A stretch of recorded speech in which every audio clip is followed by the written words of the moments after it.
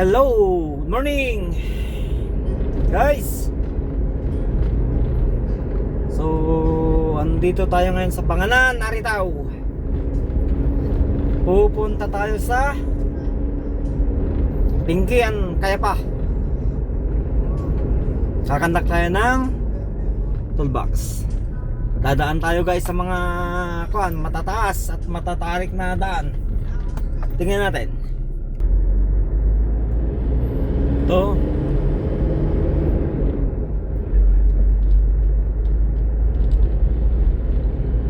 Saan banda na to?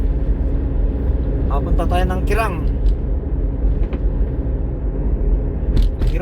Aritao. O, sa akit tayo.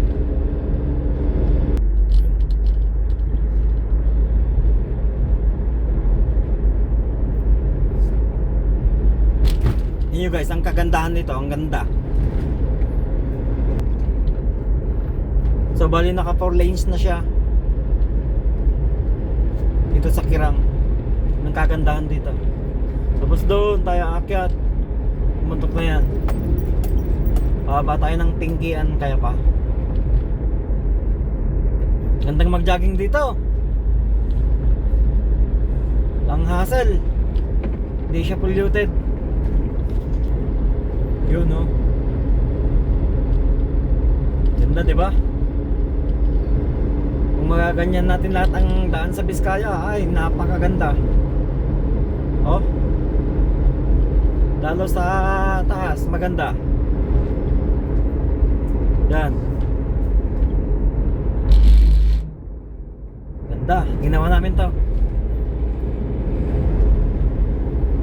Ganda.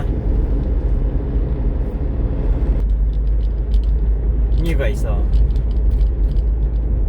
Gandang magpatakbo.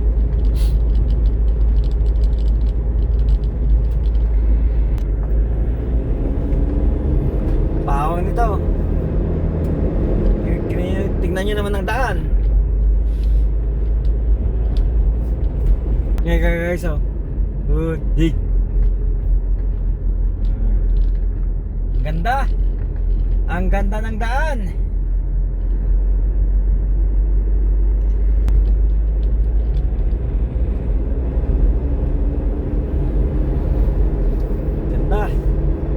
Sarap mag-jogging, maglakad-lakad dito. Alam nyo, pagka dito kayo dumaan, samaan nyo lang ng pagtitiwala sa Diyos. At syempre, konting pag-iingat. Ingat. Kasi talagang matarik ang daan.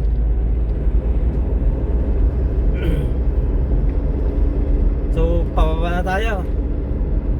Dito na tayo sa Baan, Barangay Baan. Pababa na. Ayan, oh. Mag-ingat-ingat na lang. Pababa, huwag mabilis. Yung takbong pogi ba? So yan, daming nilang ginagawa dito guys. So may mga signages tayo dyan naka-install. So pakibasa na lang. Kasi alam naman natin kapag construction is very risky. Hindi pa tapos talaga yan. Kaya samahan talaga ng konting ingat. Dahan-dahan. Yun, no? Pagka matapos to, ang ganda.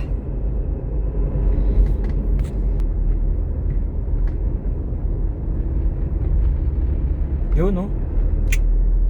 Talaga naman, ah. Ang Kayapa. Oh. Hindi nga lang maganda yung sunglass nila. Daw nagagandahan. Yun. Ayun. So ito na.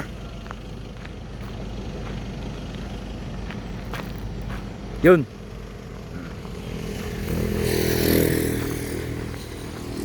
Haba. Hanggang doon.